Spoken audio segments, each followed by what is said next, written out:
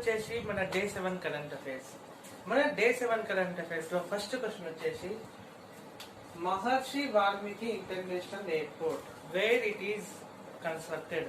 So Maharshi Valmiki international airport ఏ యొక్క location లో దీన్ని బిల్డ్ చేసింది? That is Ayodhya in Uttar Pradesh. So recent గా మనం రామ్ మందిర్ అయోధ్య అనే ఒక దగ్గర మనం ఓపెన్ చేసినాం కదా రామ్ మందిర్ యొక్క టెంపుల్ ని.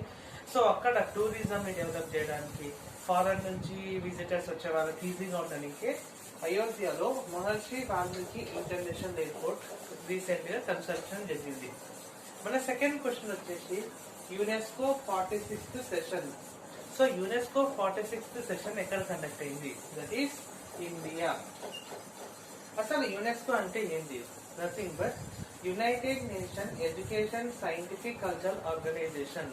So UN united nations organisation ఉంది కదా, అందులో ఇది ఒక బ్రాంచ్ అన్నమాట. Education, scientific, culture. సో ఈ 3 ఆస్పెక్ట్స్ ని వాటి గురించి కంప్లీట్ గా లుక్ ఓవర్ అనేది ఈ ఆర్గనైజేషన్ చేస్తుంది.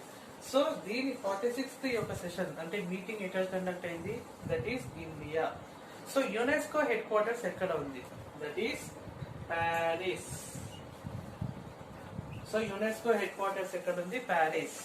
థర్డ్ క్వశ్చన్ వచ్చేసి Einstein probe satellite is belong to which of the following country. So ఏ కంట్రీ రీసెంట్ గా ఎయిన్స్టీన్ ప్రాబ్ శాటిలైట్ అనే దాన్ని లాంచ్ చేసింది? That is China. యాక్చువల్ గా ఈ శాటిలైట్ అనేది మూన్ యొక్క పర్పస్ కోసం లాంచ్ చేసింది. దట్ ఈస్ మూన్ పైన సైంటిఫిక్ రీసెర్చ్ పర్పస్ కోసం చేసిన రాకెట్ ఎయిన్స్టీన్ ప్రాబ్ శాటిలైట్. ఏ కంట్రీ లాంచ్ చేసింది? That is China. So China moon కోసం స్పెషలైజ్ గా చేసిన యొక్క రాకెట్స్ ని చాంగి అని అంటాం. That is